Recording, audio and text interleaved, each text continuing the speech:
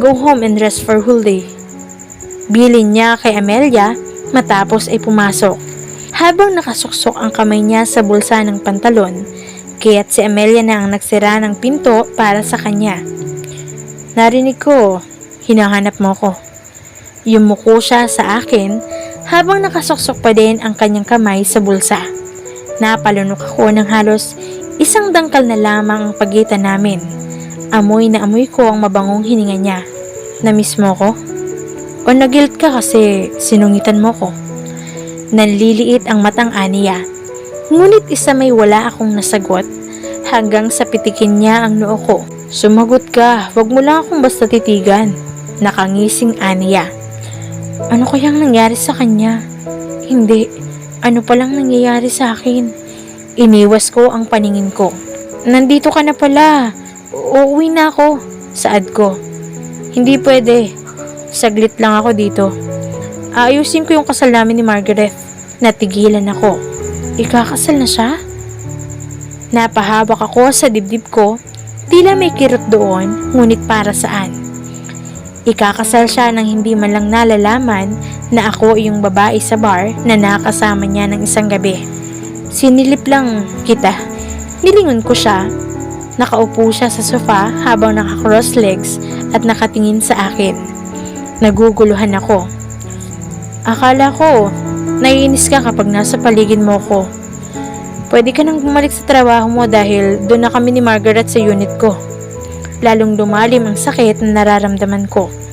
Kaya ko siya pilit na iniiwasan dahil madaling mahulog ang loob ko at dumating na ang panahon na kinatatakutan ko. Baltimore's point of view. Hindi mo ako babatiin? Nakataas ang kilay na sad ko. Nilingon niya ako. Congrats sa inyo. Aniya. Paano niya nagagawang ngumiti? Gayong halata naman na hindi siya masaya. Muli niyang itinuon kay tanda ang mata niya. Damn Russell, stop imagining. I mean, sa isang araw ng birthday ko. Muling saad ko. Hindi ko in-expect na lilingunin niya ako. Yung gift ko. Birong saad ko pa. Naibigay ko na. Matagal na. Senserong Aniya. Dahilan para kumunot ang noo ko. Naibigay ang alin. Kaysa mag-isip ay umismid ako. Bibili ko ng almusal. Gusto mong sumama? Walang magbabantay kay. Lumapit ako sa kanya, tsaka ako hinatak ang kamay niya. Lika na, sandali lang naman. Siguro may intindihan naman na ito ni Tanda. Nakangising saad ko. Lika na, sandali lang naman. Siguro may intindihan naman ito ni Tanda. Nakangising saad ko. Hanggang makalabas kami ng ospital ay hawak ko ang kamay niya. Hindi ko alam kung sadya siyang nagpapatyanod sa akin o malakas lang talaga ako. Pinagtitinginan na nga kami ng mga staff sa ospital. Hindi naman ako nagugutom eh. Nakayukong Aniya. Ipasusundo kita kay Nathan sa susunod na araw. Gusto kong ikaw ang date ko sa birthday ko.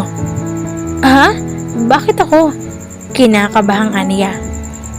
Ayokong sabihin ngunit napagtanto ko na she's different. This is a type of girl who's silent that I've been searching for a long time. Mula nang umalis siya sa mansyon ay napatunayan kong hindi siya katulad ng mga babae na naiisip ko. Hindi siya mukhang pera, hindi mapagsamantala. Pero ayoko pa ding ipagkatiwala ang puso ko. Bakit hindi na lang yung mapapangasawa mo? Tanong niya. Oo nga pala, nawala sa isip ko na magpapakasal na ako. Isang buwan mula ngayon. Nasa Paris siya eh, baka after ng celebration tsaka siya dumating. Gaano ba ako katagal magpapaliwanag? Pumayag ka na lang kasi. Naiinis na saad ko sa sarili ko. Ayoko, hindi ako pwede. Kapag hindi ka pumunta, hindi mo na kami aabutan ni Daddy sa mansyon. Babalik ako sa ibang bansa para ipagamot siya.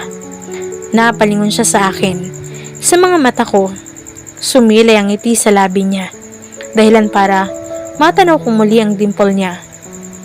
Daddy? Tinawag mong Daddy si Mr. Morgan? Hindi makapaniwalang Aniya. Baka sang tuwa sa mga mata niya. What's wrong? Daddy ko naman siya. Tumaas ang kilay ko. Ayokong may pagsisiyan sa huli. Si daddy na lang ang huling pamilya ko.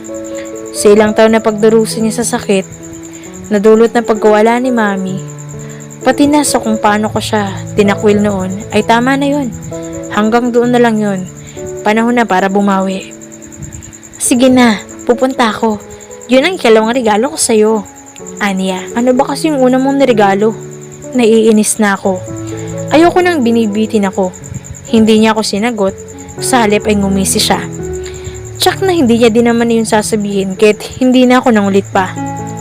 Nalilito na yata ako. Sobrang curious ko sa babae dun sa bar, pero hanggang sa ngayon ay ayaw magbigay ng details ng manager doon dahil private na daw yun. Samantalang babae na nakaharap ko ay siyang nagpapatibok ng puso ko. Papasok na kami sa isang resto ng Valkyrie. Isang boses ng lalaki. Nakasakay ito sa kotse habang nakadungaw sa bintana. Patrick? Tila nagliwanag ang mata niya nang makilala ang lalaki. Bumaba ito, tsaka lumapit sa amin. Bahagya ko siyang hinila, patras, para magkaroon ng distansya sa pagitan nila ng lalaki. Hello bro, Patrick Villacorta. Aniya, tsaka inalok ang kamay niya. Tinignan ko muna yon bago ko abutin. Baltimore Russell Morgan. Pakilala ko. Morgan? Anak ka ni Hercules Bardi Morgan? Iyong may-ari ng 20 Hotel sa Paris. Hindi makapaniwalang aniya. Binawi ko ang kamay ko. Let's go, Balky.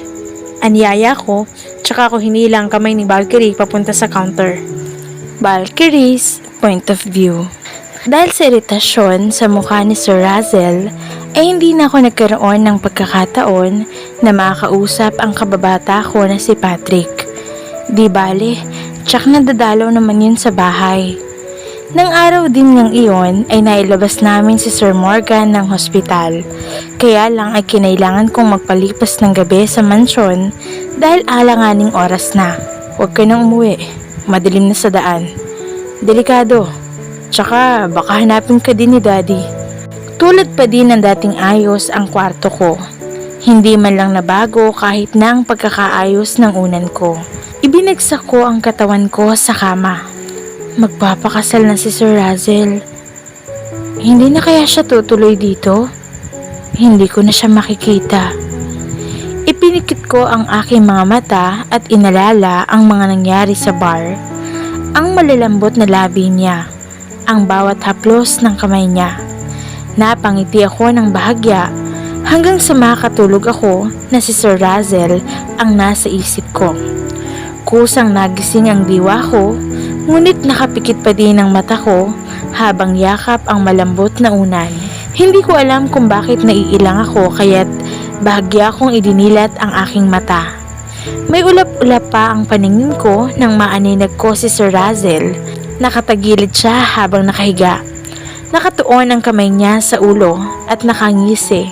Tila siyang-siya habang pinanunood ang pagtulog ko. Anong ginagawa mo dito? Kabadong saad ko. Gigisingin sana kita kaso tulo pa ang laway mo. Nang aasar na aniya, kaya't sinimangutan ko siya.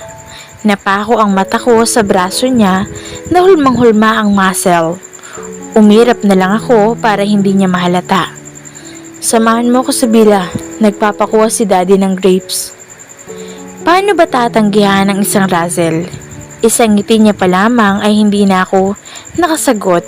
Kaya't heto ako ngayon at tinatahak ang napakalawak na lupain ng mga Morgan. Senyorito Razel, kukunin niyo po ba si Combra? Tanong ng tauhan nila. Tumango si Sir Razel. Akala ko ay ahas ang tinutukoy nila. Noon pala ay napakalaking kabayo na kulay itim. Malayo ang ubasan kaya kailangan nating sumakay dito. Tukoy niya sa kabayo habang nilalabas iyon ng isa sa mga tauhan niya dito sa bila. Napangiwi ako nang ikatatlong talon ko na ay hindi pa ako makaangat pasakay ng kabayo. Maglalakad na nga lang ako. Saad ko nang mawalan na ako ng pag-asa. Ngumiti naman si Sir Razel. Let me handle. Bumaba siya at saka niya hinawakan ang bewang ko. Nakaramdam tuloy ako ng init sa aking pisngi. Pakiramdam ko ay pulang-pula ang mukha ko. Idinungaw niya ang mukha niya sa balikat ko. tumapa ka dun. Aniya, dahilan para malanghap ko ang nakakaadik na amoy niya. Tumango ako, tumapak ako sa bakal na nakasabit sa tagiliran ng kabayo. Tsaka niya ako tinulungan paakyat at matagumpay nga akong nakasakay. Matapos ay umakyat na din siya. Kumapit ka, Aniya, kaya tumawak ako sa balikat niya. Medyo nakakapaso ang taglay na init ng araw, lalo at katirikan pa nito. Ramdam na ramdam ko lalo na sa mukha ko. Mainit, hindi ka nagdala ng sombrero? Tanong niya. Hindi ko kasi alam eh. Saad ko. Nasa kalagitnaan na kami ng maisan nang ihinto niya ang kabayo. Tsaka niya hinubad ang t-shirt na suot niya. Oh, ilagay mo sa ulo mo. Inabot niya sa akin iyong t-shirt. Paano ka? Baka magkaroon ka ng sunburn. Nag-aalalang saad ko. Pero hindi siya kumibo. Napakaganda ng pagkakahulma ng likod niya. Inilagay ko sa ulo ko ang t-shirt niya. Ang bango. Parang gusto ko na lamang itong amoy ng amuyin. Kumapit ka. Muling Aniya, kaya humawak akong muli sa balikat niya. Pero nagulat ako nang hulihin niya ang kamay ko at siya na mismo ang naglagay noon sa tiyan niya. Doon sa abs. Nararamdaman ko ang matigas na bitak sa tiyan niya. Pwede naman kasing ako ang amuyin. Nagtsatsaga pa sa damit ko. Bulong niya, pero dahil malapit ako ay narinig ko yon.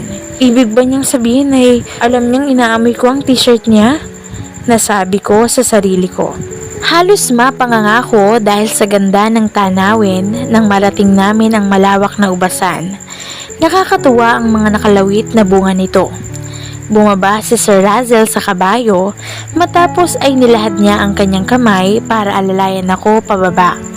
Inabot ko iyon pero dahil sa taas ng kabayo ay nawalan ako ng balanse dahilan para maidiin ko ang aking sarili kay Razel. Samantala ang kamay naman niya ay nanatili sa bewang ko. Okay ka lang? Hindi ako makasagot dahil abala ang mata ko sa panonood sa kulay asul niyang mata. Kasing asul ng dagat. Hey! Muling kuha niya sa atensyon ko dahilan para mapakurap ako. Mabilis kong inilayo ang aking sarili. Ngumisi siya ng malawak. Ikaw pinagpapantasyahan mo ko. Biro niya pero hindi na lamang ako sumagot. Sa halip ay ngumuso ako pero hindi ko inasahan na yuyuko siya at akmang dadampian ako ng halik. Ano ba? Uuwi ako. Maktul na saad ko dahil alam kong napaka-imposible sa layo nito. Umugong ang malakas na tawa niya. Huwag ka kasing magpakyut sa harap ko. Bahala ka, baka magahasa kita. Pahina ng pahinang Aniya, ngunit narinig ko naman. Ano? Wala, may sinabi ba ako? Inosente waring Aniya, tsaka tinali iyong kabayo sa puno na hinintuan namin. Tara, mamitas na tayo. Pumasok muna siya sa kubo na naroon at kumuha ng basket at gunting. Ako nang magdadala. Oh, iniabot niya iyong gunting sa akin. Walang mapaglagyan ng paghanga ko sa napakalawak na grapes farm na pagmamay-ari ni Sir Razel. Diyan na lang tayo? Tanong niya nang mauna akong pumasok. Hindi, diyan ka na sa kabila. Gusto kong masolo ito. Nakangiting saad ko. Ang damot naman ito sa oras. Bulong na Aniya na lalong ikinatawa ko. Magkahiwalay kami ng dinaanan ayon sa gusto ko na sinunod niya. May mga alambreng pagitan ng bawat hati at doon ko'y nilulusot ang kamay ko para ilagay sa basket na bitbit ni Sir Razel. Kung minsan nga ay siya pa ang kumukuha noon sa kamay ko at sinasadya niya talagang hawakan ng mga daliri ko. Tsaka tatawa. Ako naman ay iirap sa kanya. Nang malaman ko na ikakasal na siya ay tila lumambot ako. Magkahalo ang nararamdaman ko. Una ay pagsisisi dahil hindi ko siya kinakausap ng maayos noon pa man. Kung sa bagay, siya nga ay hinusgahan ako ng walang basihan. Ikalawa naman ay panghihinayang dahil hindi ko siya napagbigyan ng oras para makilala ko siya ng lubusan. Ayokong sayangin ang oras na ito, kaya't ngayon pa lang ay tatapusin ko na ang pag-iimo ko. Puros mga itim na ubas ang pinitas ko. Iyong mga light daw kasi na kulay ayon kay Razel ay, "Wag mong pitasin yung mga light color, maasim pa yan." Hindi pa kasi sila handang magpakain. Nakangising aniya, tsaka humalakhak. Umirap na naman ako. Tuloy ay nababahida ng masamang elemento ang utak ko. Nang magtagpo kami sa dulo, ay naroon yung pinakamalaking bunga. Pinitas iyon ni Razel. Kumuha siya ng isa, tsaka niya pinunasan ng kamay niya. Hinipan niya pa nga ito, tila may dumi kahit wala naman. Tikman mo. Tikman mo? Tanong niya. Ngunit nakaabang naman na iyon sa akin, kaya't tinanggap ko na. Masarap? Aniya pa. Pinakikiramdaman ko iyon sa dila ko habang kinakain. Matamis siya. Oo, masarap, saad ko. Ako? Tanong niya, tsaka humagalpak na naman sa tawa. Umirap ako kahit nakangiti ng kaunti. Hindi ko kasi may tago ang kaunting kilig. Tara, pahinga tayo sa kubo. Anyaya niya sa akin.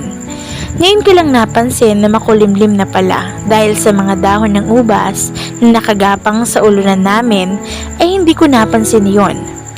Dumagungdong ang malakas na kulog, kaya't napatakbo ako sa kubo. Bakit ka tumakbo? Aniya. Baka kasi tamaan ako ng kulog. Nahihiyang saad ko. Ngumisi siya. Ako nga nakailapit-lapit, hindi ka tinamaan. Diyan pa kaya sa kulog na hindi mo naman nakakasama. Nakangusong aniya. Pumasok ka na sa kubo. Aniya pa, kaya't tumango ako. Nakasilip ako noon sa pinto habang pinanunood siya. Masama yata ang panahon. Baka magkasakit ka pa kung lalakad tayo kasama si Combra. Patungkol niya sa kabayo. Ayan na naman ang dagungdong ng kulog, kaya't nagkubli ako sa gilid. Kasabay ng malakas na pagbuhos ng ulan. Natatanaw kong nagmamadali si Russell na kalagan iyong kabayo. Baka magkasakit ka. Kinailangan kong sumigaw dahil sa malakas na buhos ng ulan. Pati yung mga ubas ay naulanan na kaya't nagtatakbo ako para kunin iyon. Kahit ilang segundo lang na nasa labas ay nabasa pa din ang damit na suot ko. Iginilid ni Russell iyong kabayo malapit sa pinto, tsaka siya pumasok sa loob. Nakaupo na ako noon sa papag na gawa sa kawayan nang huminto ang mata ko sa katawan niyang basa ng ulan. Ang ilang tubig ay dumadaloy pa sa bawat hulma ng muscle niya, lalo na sa abs ng tiyan niya. Napakagat ako ng aking labi, tsaka ko mabilis na inilayo ang aking paningin. Nakikita ko sa gilid ng aking mata na nakatanaw din siya sa akin at naiilang ako. Nilingon ko siya, tsaka ko lang napagtanto na hindi siya nakatitig sa mukha ko, kung hindi sa bandang dibdib. Dahil sa buhos ng ulan ay nabasa ang damit ko, kaya't ngayon ay nakatambad ang bakat kong bra sa harap niya. Narinig ko ang malutong na mura niya, kaya't pinangunahan ako ng hiya. Namaywang siya sandali, tsaka mariin na pumikit. Hindi ko alam kung ano ba ang iniisip niya. Maya-maya ay binuksan niya iyong maliit na aparador sa likod niya. Nakapwesto iyon malapit sa bubong ng kubo. Hindi ko alam na may mga damit pala doon. Pinili niya iyong itim. Hawak niya pa iyon nang lingunin niya ako ulit. Natanaw kong sumulyap siya saglit sa dibdib ko. Suotin mo, nauutal na aniya. Inabot ko iyon. Hindi ko sinadya na mahawakan ng kamay niya. Nagulat ako nang hulihin niya ang kamay ko gamit ang isa pang kamay.